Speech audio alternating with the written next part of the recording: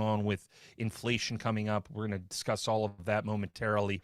Here's kind of our agenda for today, talking about trade talks, talking about the CPI, commodity commitment to traders dive, a little bit of an action plan, what to expect in the next couple of days, and then it lays us out for scenarios and playbooks. Playing very close attention again to WTI crude, watching Brent move a little bit higher. We'll talk about the OILU momentarily. Really, at the end of the day, this whole thing is about playing the strength in the commodity space and how tomorrow's data set may end up leading to a reversal. Silver prices continue to absolutely scream higher. We're at a 13-year high. Again, we've talked about this going back a couple of months, particularly some clues from the Piotrowski-Graham score number when we were looking at SVM. When this first hit our screen or telling us that silver was undervalued. We had been talking about names like this for a while, silver getting a nice pop. And once again, gold and silver, I continue to argue, remain probably still cheap when it comes to the long term. And we have deeper conversations about monetization in the United States banking system and what's going on in Europe at this moment. So I'm going to jump into the different room. We don't have a ton of people in the Market Masters room. So I'm going to jump into our member room right now and realize that we probably changed, I changed my password, so I'm not going to do that. I will just stay right here in the primary room with hanging out with my 176 people. Good morning, Submariner. Good morning, Ferno. Good morning, Lon, Jeff, Sparky, Dave. Everybody, it's going to be a good day because we're going to actually have something that we can discuss in terms of what expectations look like. The next 24 hours, it's important to actually run scenarios through your mind to have a good sense of what's coming. How do you position yourself? And then once you see the pattern form, how you go about trading it. As we've talked about in the previous settings, nothing has changed. This has been a very strong momentum market going back to April 23rd, coming off that insider buying spree that happened on April 8th and April 9th. We had a reversal, we had a policy shift, we had accommodation, and as we outlined yesterday, systemic issues within the markets. Big hedge funds are over leveraged. We have a lot of chasing and high beta tech. If you've been following what has been happening with Gianni, this is Gianni's wheelhouse. Just high beta momentum stocks, absolutely screaming higher. So this is going to continue until it stops. And what are the big events that can lead to a major reversal or the start of a reversal or the shifts in policy or the shifts in positioning? CPI. But before we get to that, momentum remains very strong. We're still in breakout mode. We are still very, very far away from our 20-day moving average on the FNGB, which is a very important momentum line for us. Pay very close attention to that MACD, though, and the RSI, which is in daily level overbought, suggesting that any bad news can lead to a significant amount of de-risking very quickly. We're 7.9% away from that 20-day moving average, but still 34% from the 50-day SMA, and that is just the result of how parabolic and strong this rebound has been. This is the strongest rebound we've seen, and this was faster than what we saw with COVID.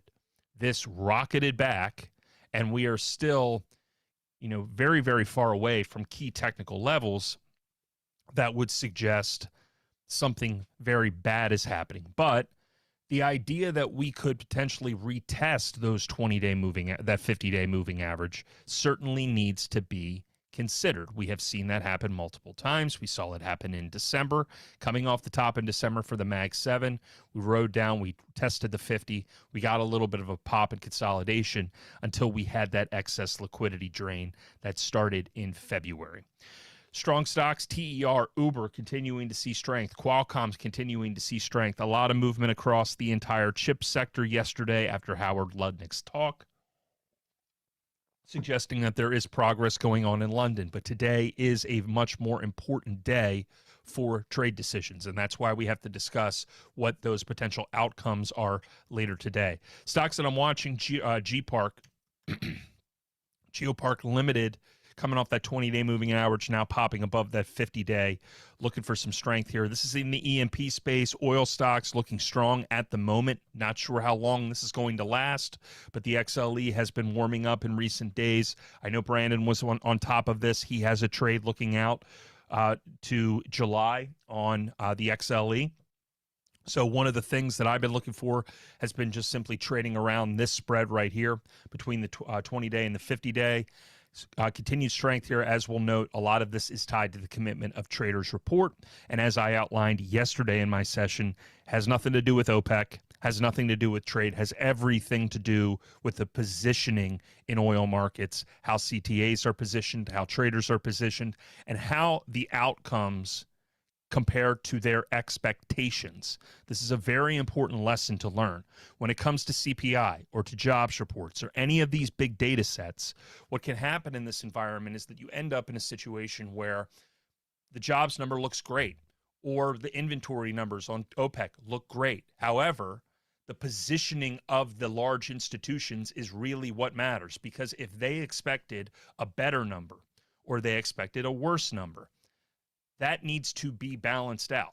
That needs to balance out. So you can have positive data that ultimately leads to a sell-off, or you can have strong data that leads to an even bigger move to the upside because there was a significant disconnect between the expectation and the total outcome. Geopark's in focus, EQNR as well, back on the screen. Haven't seen this one in a while. This is an ADR Norway. Very strong momentum here. This is a stock that when it does break its 20-day, it has done very, very well in short bursts. Looking for a stronger trade here. This was something that I was trading back in early December or late December of last year, coming out of oversold conditions a couple of weeks prior. Very strong move, about a $3 move from in December. This is typically what I'm looking for when trading EQNR. So we're now above. If you are trading it, $24 becomes your stop. Strength in the MFI and RSI suggesting that we have institutional backing on this as well, and CRC. So as you're going to tell, a lot of resource focusing, a lot of E&P, a lot of upstream. And this is one of those things where I remember a couple of weeks ago, people were asking me questions. Hey, it seems like oil's waking up. I was not seeing it yet because I wasn't seeing real strength in the XLE. I wasn't seeing strength back here, and I wasn't seeing strength back here. However, as we look at the OILU at the moment, and this is really my key gauge for the energy sector, this chop right here, this move lower on the MFI was really the core concern that I had. This is starting to wake up again. If this MFI gets above 50, looking for an even greater strength movement on the E&P space, upstream oil and gas. Again, trying to get above this 50-day moving average and the EMA, not the simple moving average, and looking for a move much higher on oil prices and energy prices. Once this deal could potentially be announced, or at least progress could be announced, do not be shocked if we do see some profit taking, but we still are quite away from the RSI and MFI being overbought. Okay, so in the note, STX has gone straight up. Is there a sound issue? Long Jeff, we should be fine. What happened to ET yesterday? What did happen to ET yesterday? Doesn't really seem like a whole heck of a lot. I mean, that's chop. That's not a significant move. That's not a significant move. So we've seen this happen a couple of times. We've seen profit taking. It's actually pretty wild to see these types of swings on a pipeline company. By the dip, particularly if it gets down to 16. All right. So trade talks, endgame, talking about CPI, talking commodities, and an action plan. We move into the day. Key thing. China negotiations continue in London, and this has not gotten as much attention, I think, as it necessarily deserves. Obviously, there's a lot going on geopolitically here in the United States, and that's kind of sucking the oxygen out of the room.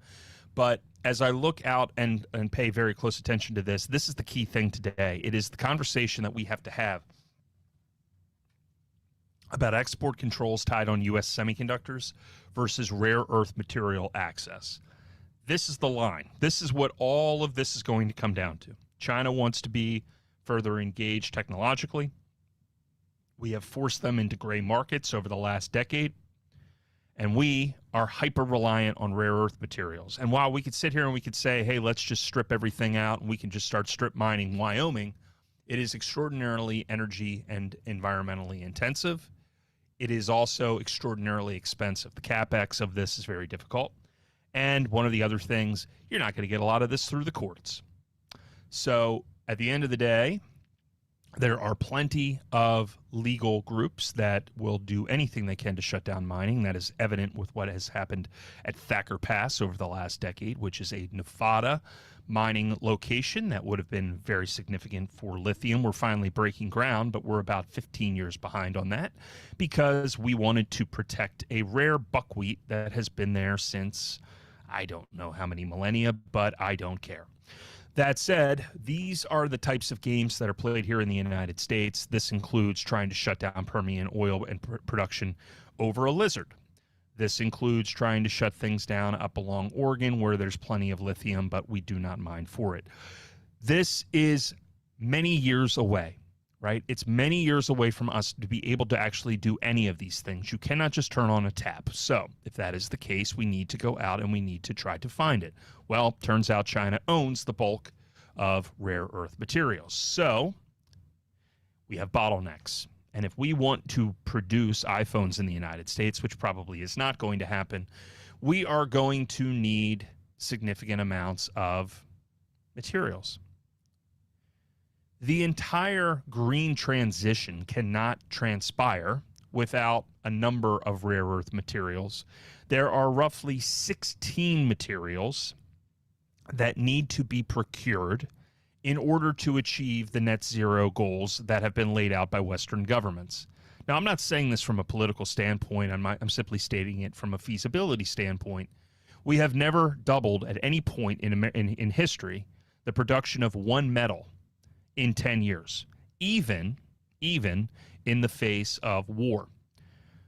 In order to achieve a lot of these things, we need 4 times the copper, 15 times the lithium, 18 times the cobalt, 15 times the graphene, 10x the aluminum, and then plenty of platinum and all these other rare earth materials. It's not feasible. It's just not feasible. But that said, the mandates will remain in place and the beatings will continue until morale improves. That said, to have mandates on things, as we do here in Maryland, where we have mandates on batteries for environmental purposes, but cannot connect them to the grid for 2 years after the mandate starts. So make sense of that. With that in place, we still need these materials because the mandates say we need the materials. Where are we going to get the materials? China. So this has to be resolved. With this in place, this is the sticking point. And this is where it can get very ugly because we do not want to provide China with access to a lot of the hardware in the AI race. So pay very close attention to this because at 10 o'clock today, the question is going to be, where's the progress? And based on that, you will probably know the direction that this market is heading, particularly ahead of the CPI report, which is already seeing significant amount of hedging, particularly in commodities, heading into tomorrow. This can trigger significant tech movement, and once again, tech is the dominant player in the S&P 500, and the high beta tech has been the core driver, the momentum of this market for the last month. This negotiation breaks down, it can be the snowflake that leads to the avalanche.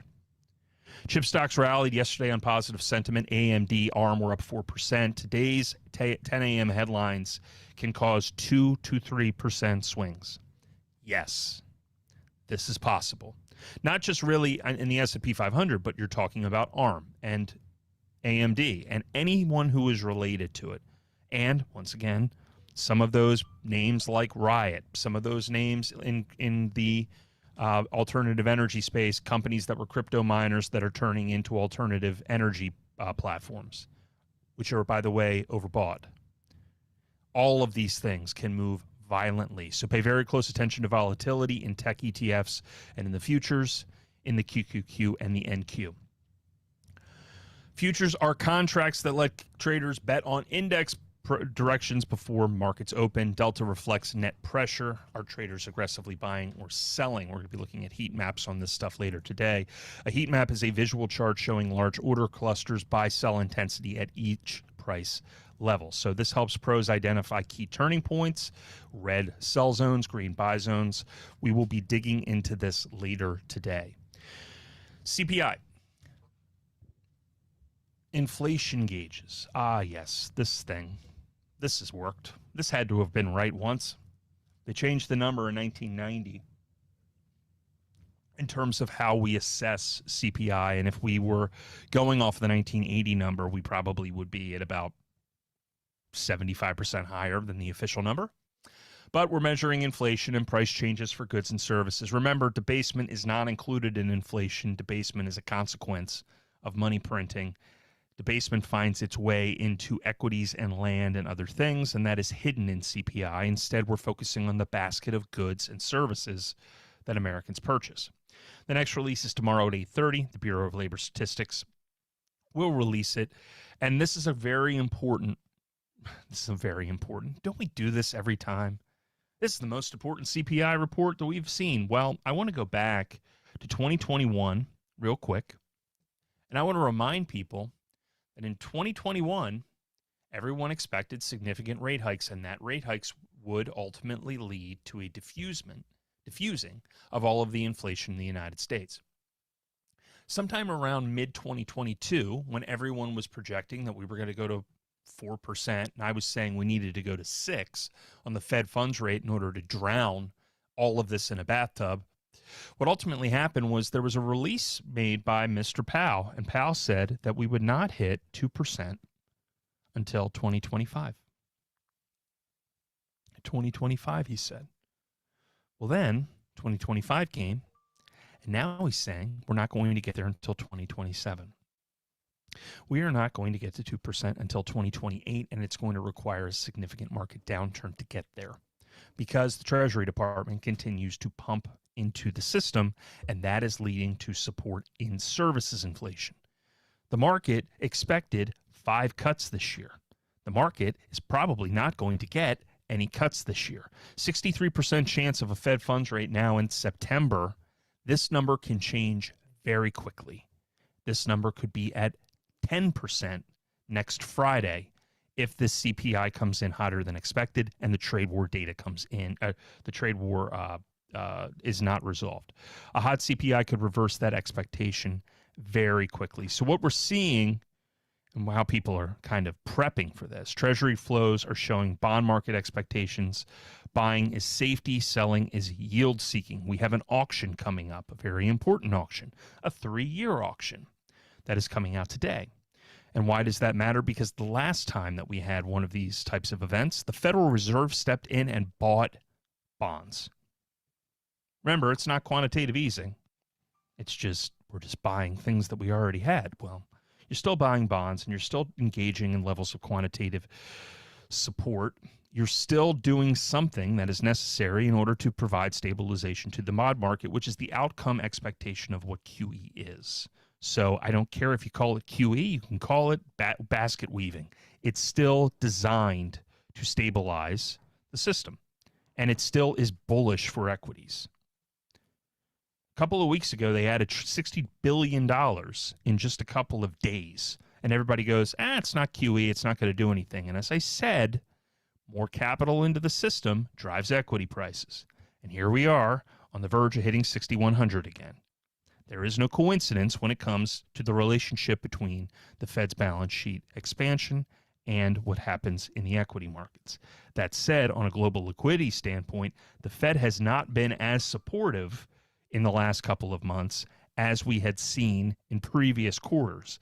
In fact, the ride that we're having right now is the expansion of liquidity in the system from Q1, and that was about $5 trillion added globally by central banks, primarily what is happening in Europe and what is happening in China.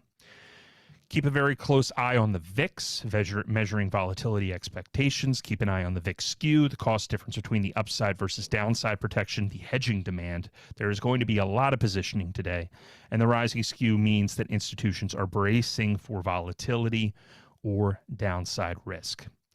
Pros will use VIX calls and option straddles to hedge prices before CPI prints. Retail typically gambles directionally, buying calls or buying puts blindly. I cannot stress to you enough, do not do that.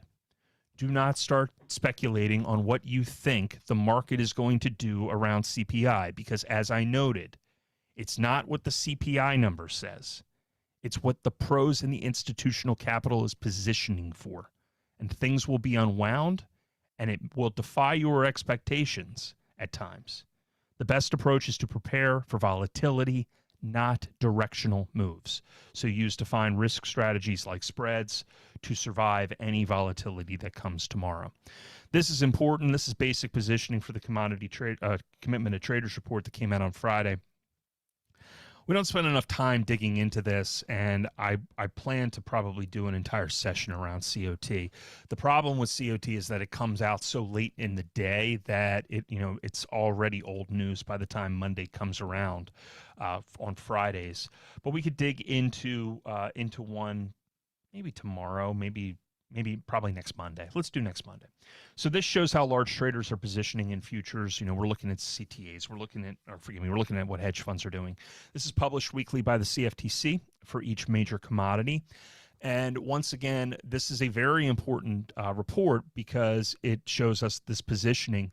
Back in 2022, we spent an entire month without this data. It created havoc. It created a lot of pressure in the markets because we did not have any idea what was going on because of a hacking event. This led to more chaos in the markets because the markets had to reposition once everything finally got back online. This data is collected, I believe, on a Tuesday. It is released on a Friday. It reveals bullish positioning of hedge funds, banks, and retail.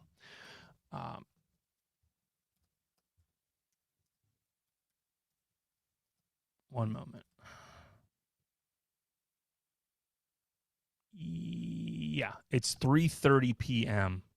on Fridays Eastern, and it captures positions of traders as of the prior Tuesday. So this Friday's report will show everything that was reported today. I just wanted to make sure that I did not get that backwards. So this will show bullish, bearish positioning of hedge funds, banks, and retail, and it can act as an early warning system for trend changes. Well, here's the thing. Silver right now, net long positions are at multi-year highs. Hedge funds are expecting higher prices. This has helped lead to that squeeze that we have seen in silver prices over the last couple of days, if not weeks, right? So SLV right now on the daily chart coming out of April, pretty significant move. And we are now at levels we haven't seen in 13 years. Gold prices over 120,000 net long contracts, strong inflation hedge buying once again. Remember, if the overall expectation is more inflationary, monetary inflation over time, and central banks continue to buy gold at the very significant and frantic pace that they have, the most recent report from the World Gold Council in May coming out and saying that central banks were buying again. They had a big April, wasn't as big in May, but it was still significant. It was still significant.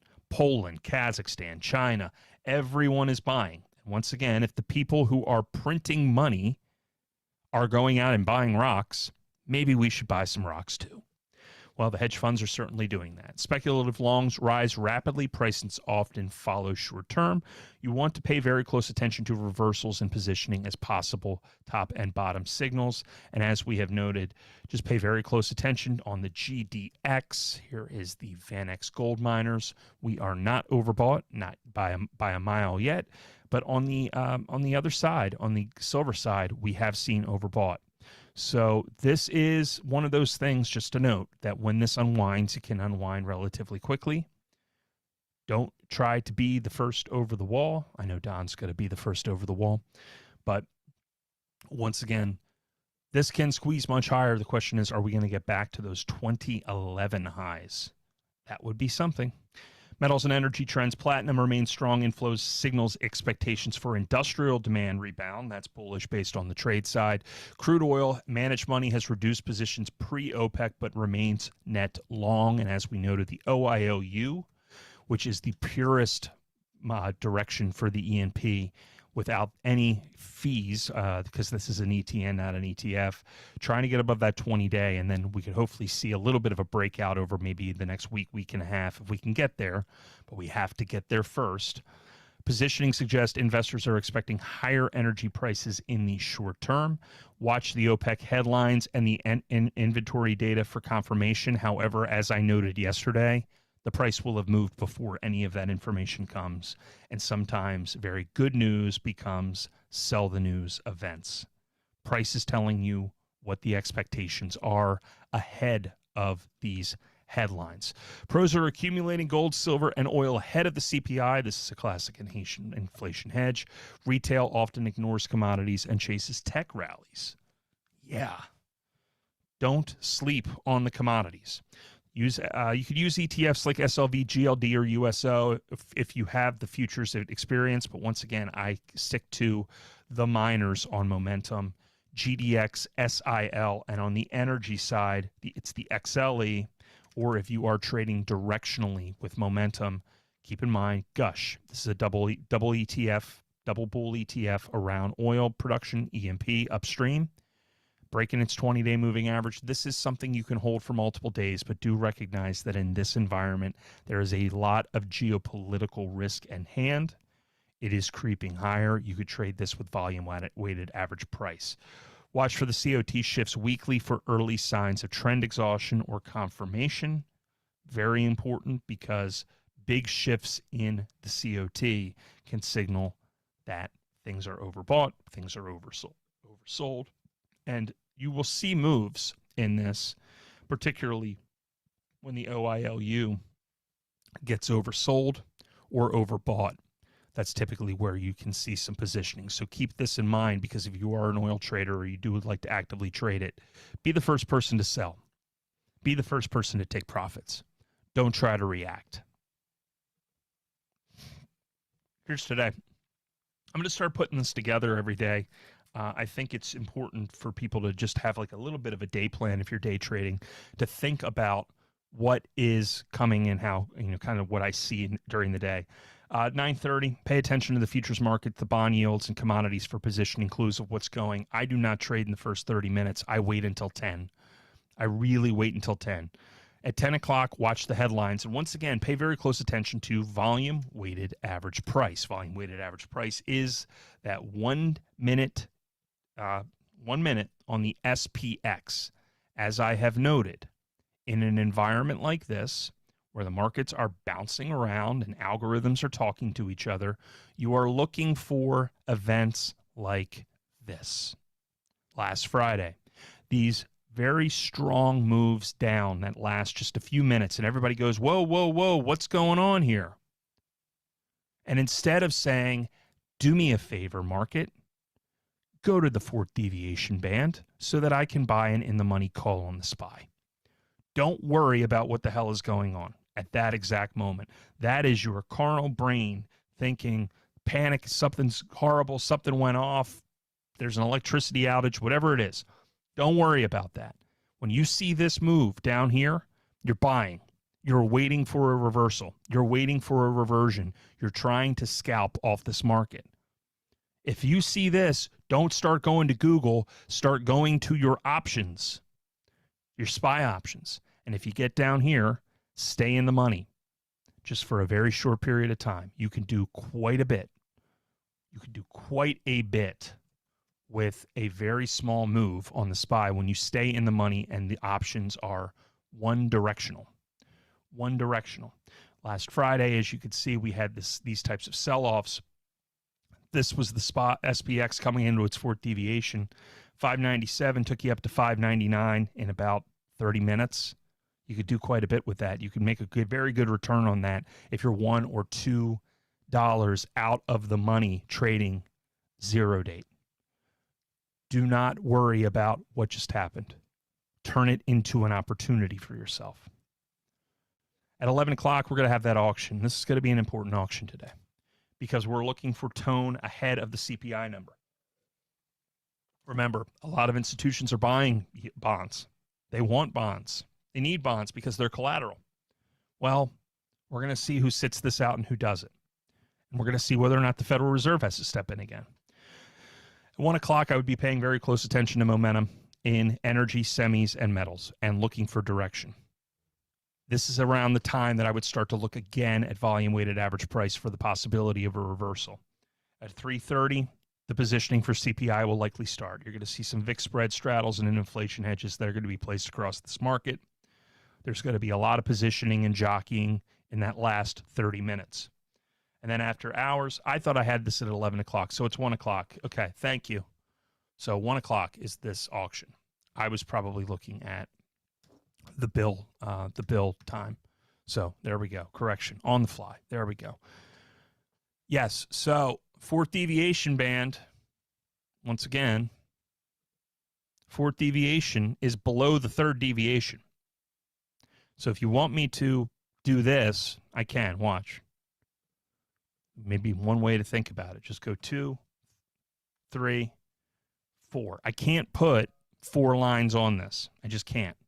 But if I go to the SPX and I just go to the fourth deviation, you could see that this is now 1 and 2 are all in the same spot.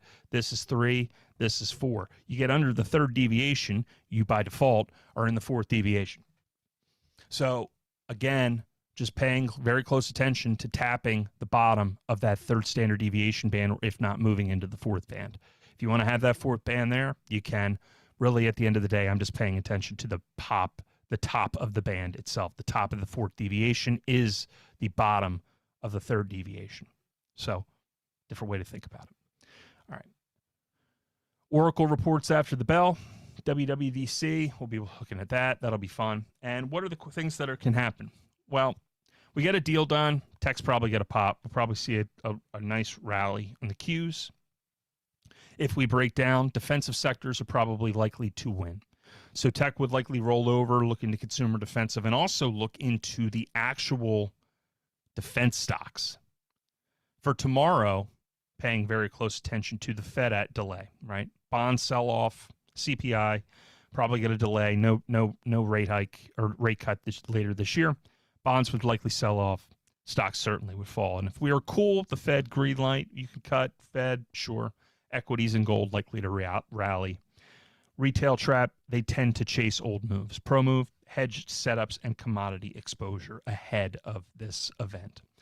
Now, as we have noted, it is a great time to be an active trader. Think of it as an early Christmas present to yourself. We are doing Christmas in July.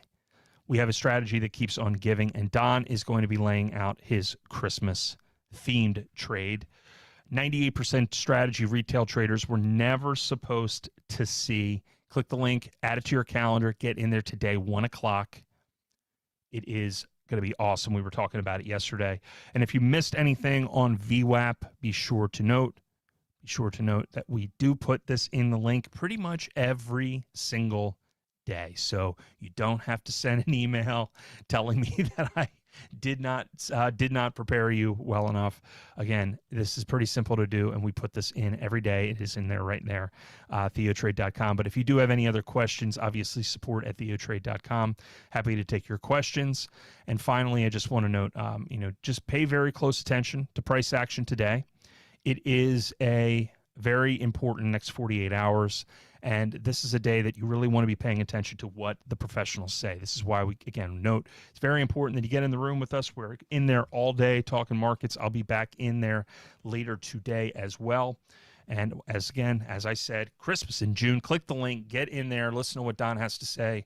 Different trade setups for different traders. This one is one that certainly will set you apart from the herd. I hope everybody has a great day, 9/20. We will be back later today. I will see you all.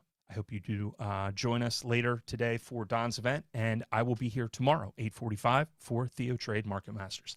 Have a great day, everybody.